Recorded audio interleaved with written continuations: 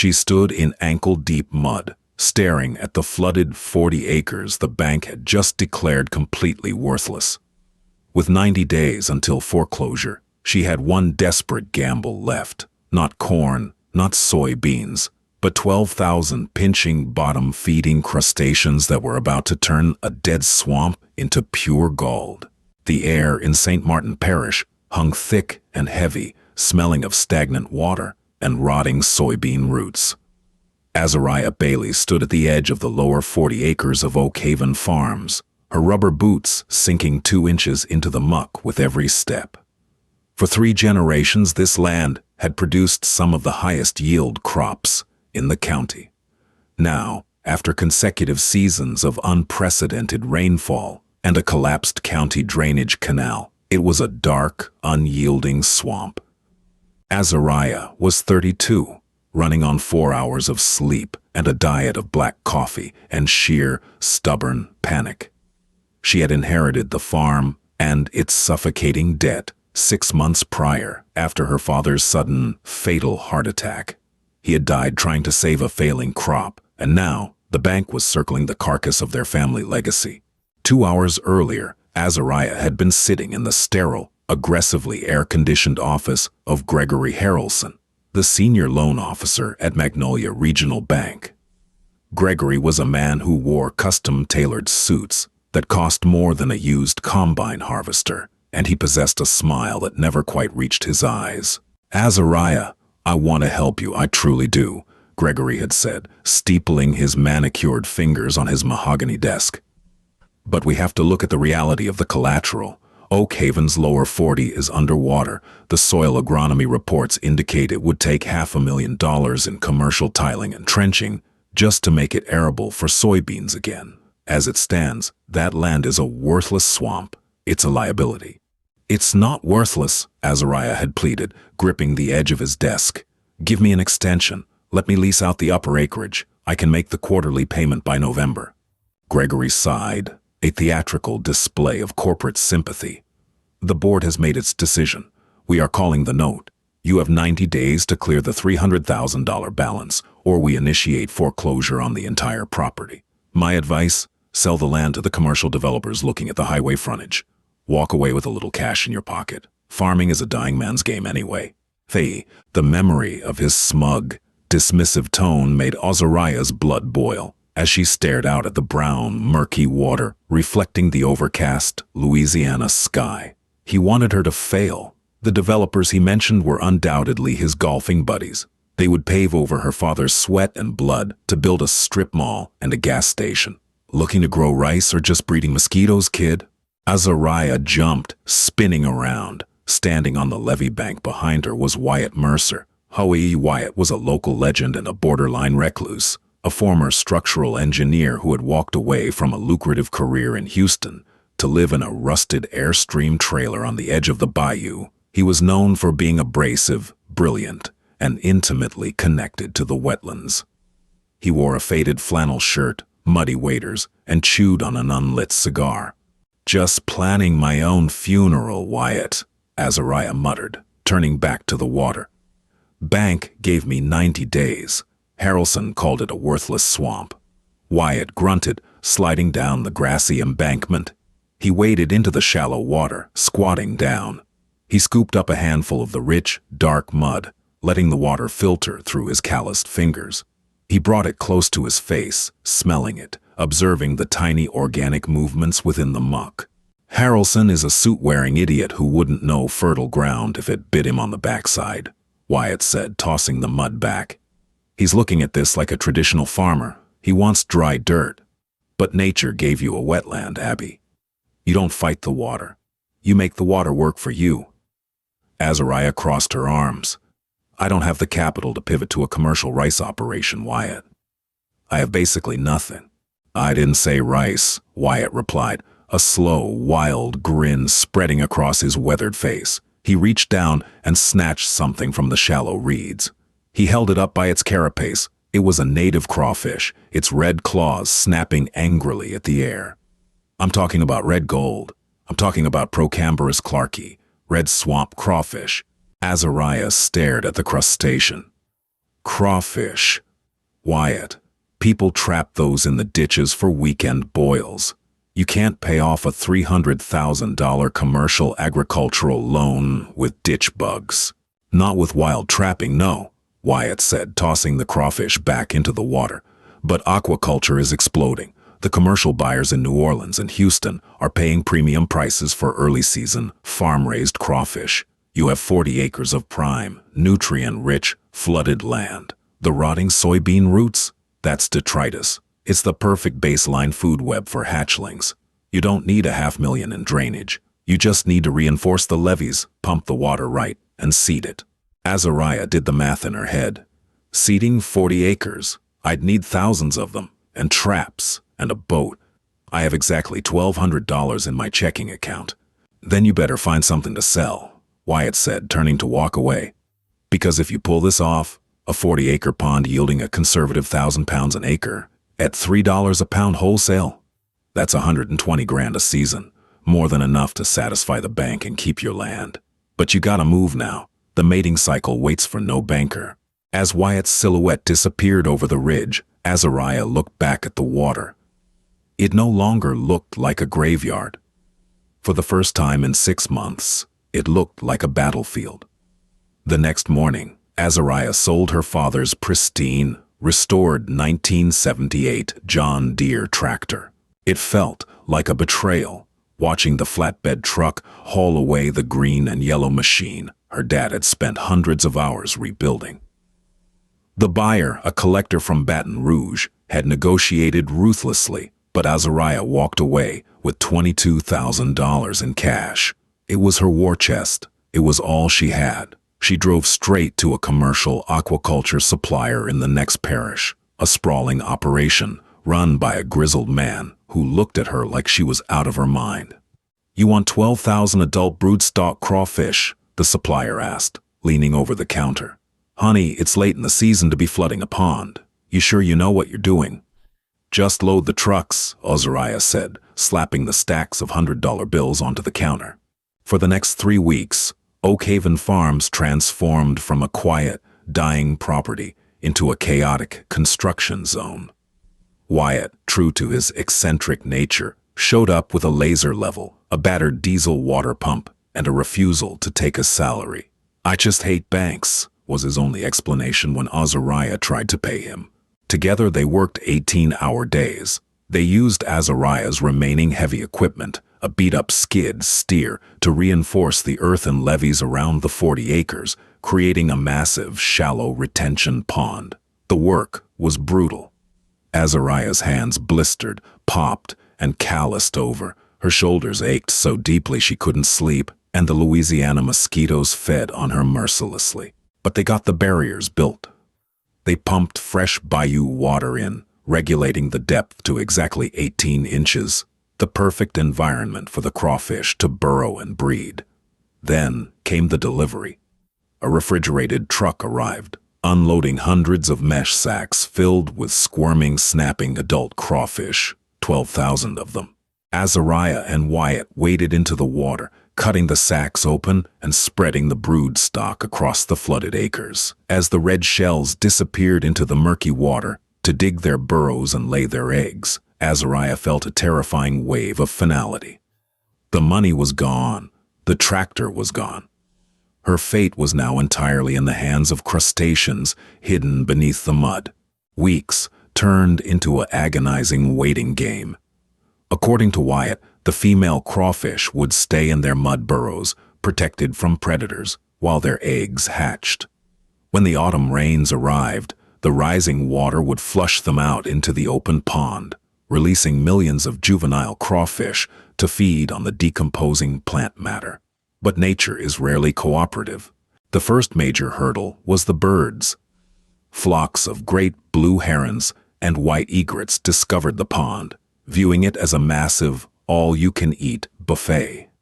Azariah spent days running up and down the levees, firing a shotgun loaded with blanks into the air to scare them off, sleeping in her truck by the water's edge, just to keep watch.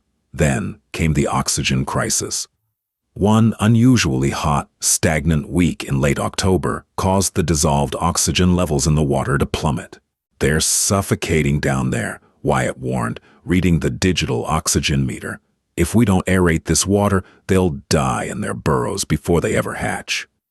They hooked the diesel pump up to a massive aerator, running it day and night. The cost of diesel fuel began eating into Azariah's meager grocery budget. She survived on peanut butter sandwiches and determination, watching the calendar tick down. 60 days left until the bank foreclosed. 50 days.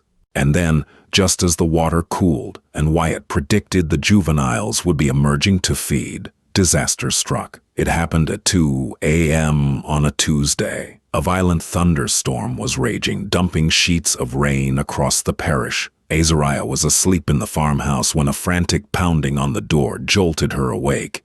It was Wyatt, soaked to the bone, holding a flashlight. "Get your boots on, now," he yelled over the thunder. "We're losing the pond." Azariah sprinted out into the driving rain, following Wyatt's truck down to the lower 40. When she saw the southern levee, her heart stopped.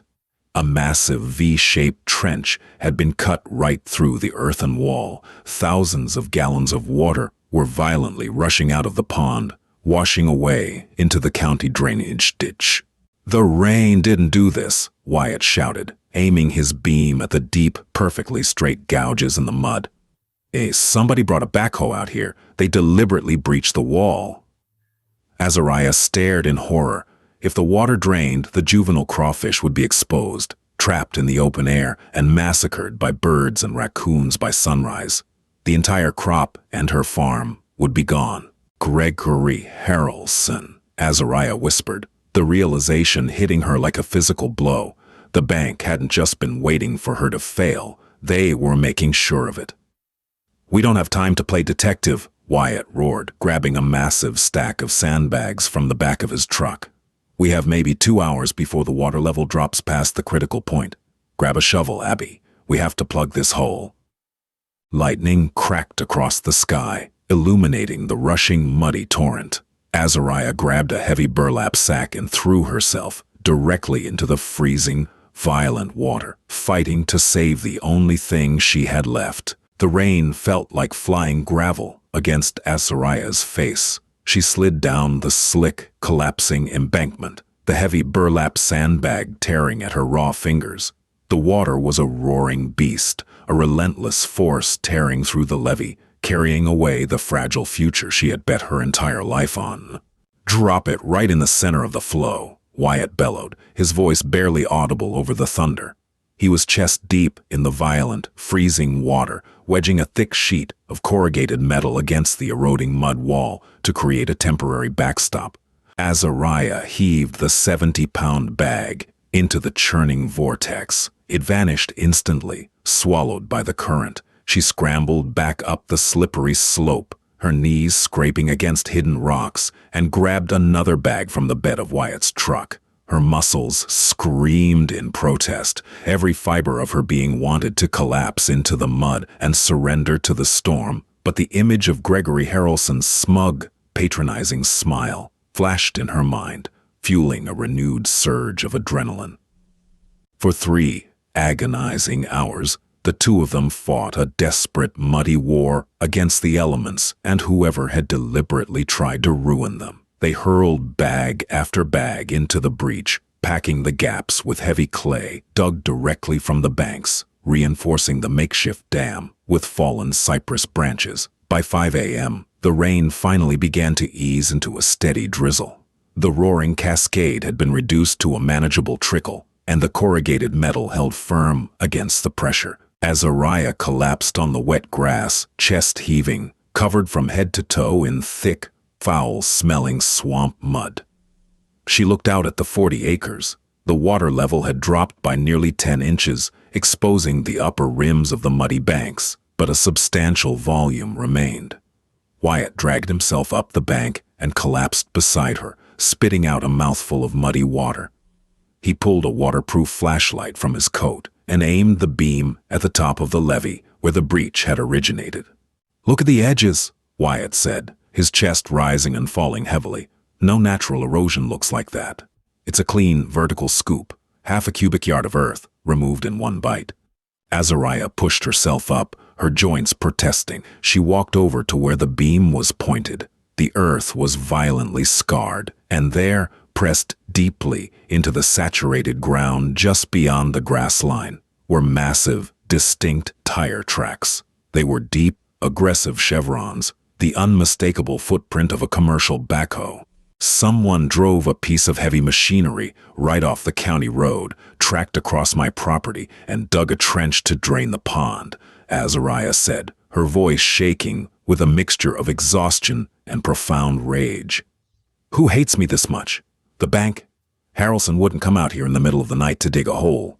Harrelson wouldn't scuff his Italian loafers, Wyatt corrected, shining the light further down the trail. Oh, but a man with a multi-million-dollar commercial development deal on the line?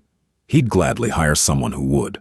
We need to follow these tracks before the morning traffic on the county road washes them out. As the gray light of dawn broke over the Louisiana bayou, they tracked the heavy mud clumps left by the backhoe tires. The trail led them half a mile down the rural highway, turning abruptly into a gravel staging yard owned by Caldwell Construction, a regional excavation company. Parked behind a chain-link fence, still dripping with fresh Oak Haven clay, was a yellow backhoe. Azariah pulled out her phone, taking high-resolution photos of the machine, the mud on its bucket, and the license plates of the company trucks. Caldwell Construction, Azariah murmured, her thumb swiping over the screen. I need to do a little digging of my own. Over the next week, while Wyatt monitored the water chemistry to ensure the remaining juvenile crawfish hadn't perished in the traumatic drawdown, Azariah turned her kitchen table into a war room. She pulled public county zoning records, corporate registry filings, and property deeds. It took 48 hours of relentless research, crossing through 3 different shell companies to find the golden thread. Caldwell Construction was owned by Thomas Caldwell. Thomas Caldwell was the brother-in-law of Gregory Harrelson. Furthermore, a holding company managed by Harrelson had recently filed a preliminary zoning application for commercial highway development on the exact geographic coordinates of Oak Haven Farms. Harrelson hadn't just been evaluating her loan, he had been actively engineering her default to seize the land for his own commercial project. He had engineered the sabotage to ensure she could never pay the debt.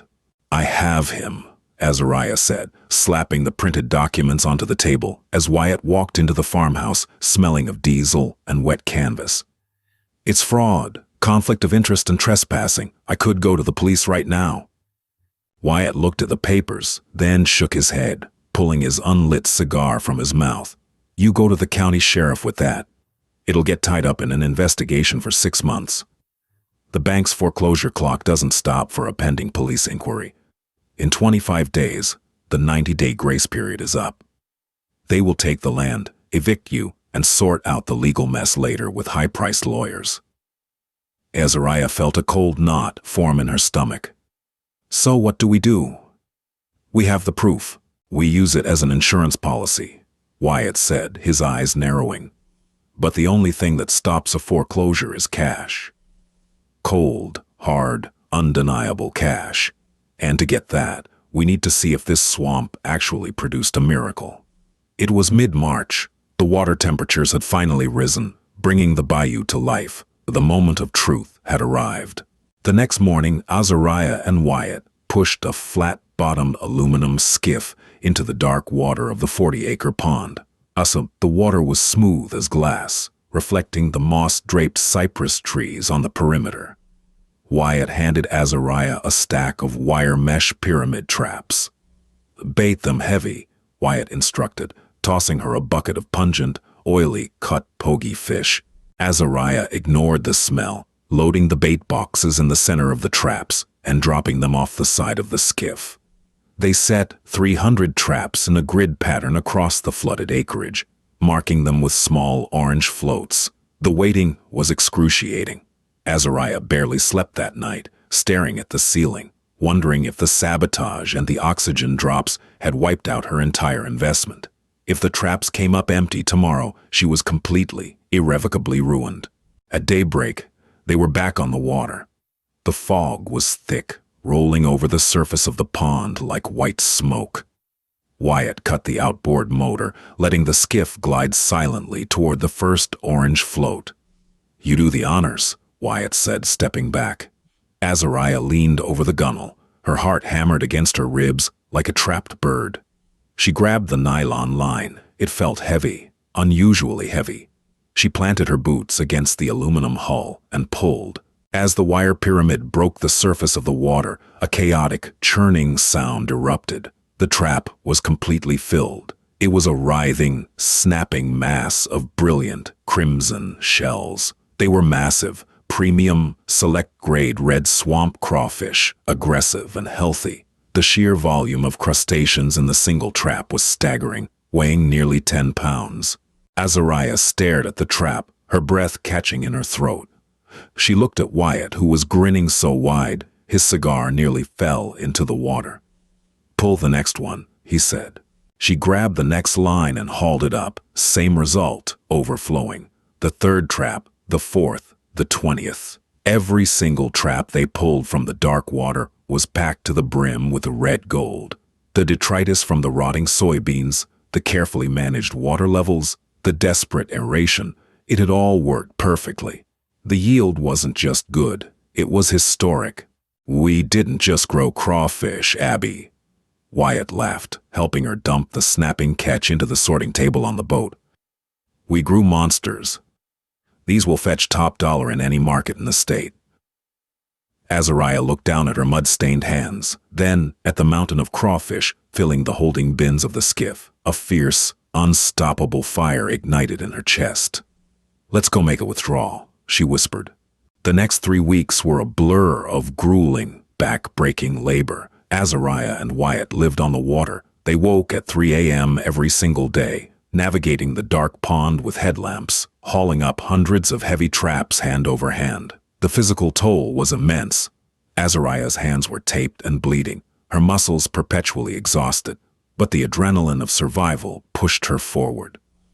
Once the catch was brought to shore, the real hustle began. They built a makeshift purging and grading station, washing the mud from the crawfish and sorting them by size. The jumbos, massive crustaceans that looked more like small lobsters, were separated into premium mesh sacks. Word of the Oak Haven harvest spread quickly. Traditional crawfish ponds in the region had suffered poor yields due to the weird winter freezes, creating a massive supply shortage. The demand in New Orleans, Baton Rouge, and Houston was at an all-time high. On their 4th day of harvesting, a sleek black Mercedes SUV pulled down Azariah's dirt driveway. A buyer from a massive Houston seafood distributor stepped out, taking one look at the size of the live crawfish Azariah was dumping onto the grading table. "I'll take everything you can pull," the buyer said, not even bothering to negotiate. "I'll haul $4 a pound for the selects, cash on delivery. My trucks will be here every morning at 6. The math was staggering. They were pulling nearly 1,500 pounds a day out of the swamp. At $4 a pound, Azariah was clearing $6,000 every single morning. The burlap sacks of crawfish were leaving the property, and stacks of banded $100 bills were taking their place in her kitchen safe. But the clock was still ticking. Day 89 arrived with a heavy, oppressive humidity. The harvest was far from over. They had barely dented the population in the 40 acres, but the deadline was here. Azariah stood in her farmhouse bathroom, washing the dried mud from her face. She looked at her reflection. She was leaner, darker from the sun, and possessed a hardened, unyielding look in her eyes that hadn't been there 3 months ago. She changed out of her muddy overalls and put on a sharp, tailored black suit. She grabbed a thick manila envelope from the kitchen table and walked out to her father's old backup pickup truck. At 11 a.m., the lobby of Magnolia Regional Bank was quiet and sterile. Azariah's boots clicked sharply against the marble floor as she walked past the tellers and headed straight for the glass-walled office of Gregory Harrelson. Through the glass, she could see Harrelson sitting at his mahogany desk, laughing with another man. Azariah recognized him immediately from her research. Thomas Caldwell. They were already celebrating. They were dividing up her father's legacy. before the corpse was even cold. Azariah didn't knock. She turned the handle and pushed the heavy glass door open, stepping into the freezing air conditioning of the office. Harrelson's smile vanished instantly. He sat up, instinctively adjusting his silk tie. Caldwell looked annoyed at the interruption. "Azariah," Harrelson said, his tone dripping with fake sympathy. "I was just about to have my assistant call you. I assume you received the final notice of default? It's unfortunate, truly, but today is the 90th day. The foreclosure proceedings are officially being initiated." "Save the speech, Gregory," Azariah said, her voice steady, cold, and echoing loudly in the small room. She walked up to his desk, opened her purse, and pulled out a certified cashier's check. She slapped it down directly in the center of his pristine leather blotter. Harrelson looked down. His eyes widened, the color draining rapidly from his face. The check was made out to Magnolia Regional Bank for $312,400, the exact total of the principal, the interest, and the late fees. "The loan is satisfied," Azariah said, watching his jaw slightly open. "In full. Oakhaven Farms owns the deed free and clear." "Where? How did you get this kind of capital?" Harrelson stammered, looking from the check to Azariah in absolute disbelief. "That land is a dead swamp. It's agriculturally bankrupt." "Turns out it's only worthless if you lack imagination," Azariah replied, her eyes narrowing. "And morals." She dropped the thick manila envelope onto the desk next to the check. "What is this?" Harrelson asked, his hands trembling slightly as he reached for it. "That," Azariah said, leaning in close, "is a detailed portfolio. It contains high-resolution photographs of backhoe tracks leading from a deliberately sabotaged levee on my property, straight to a staging yard owned by Caldwell Construction."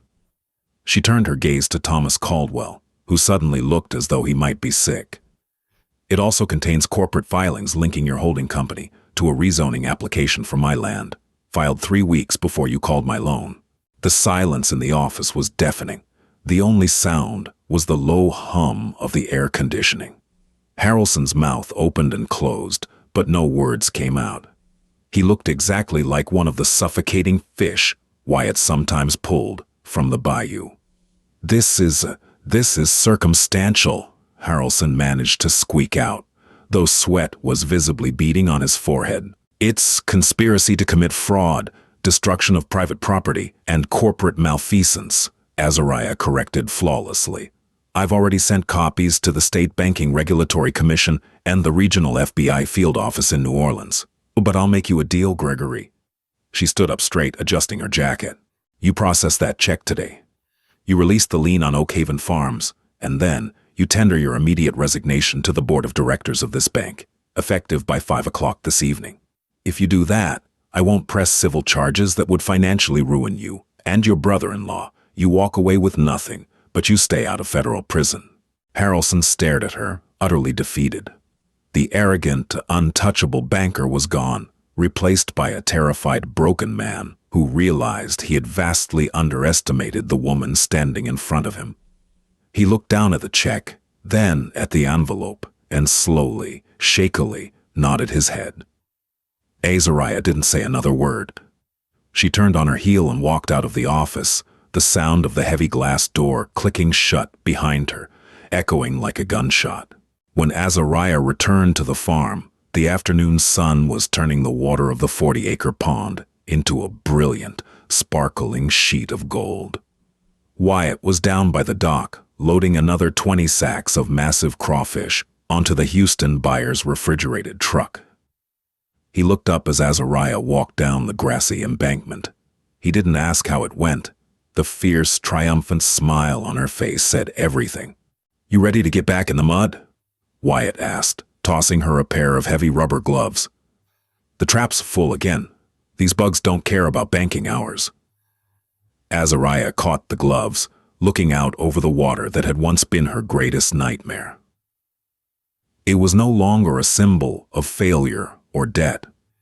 It was a thriving, breathing ecosystem that she had fought for, bled for, and saved. She slipped the gloves onto her battered hands.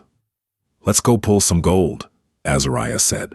From the brink of total ruin to building a multi-million-dollar aquaculture empire, Azariah's story proves that sometimes the very thing others call a worthless mess is your greatest hidden asset.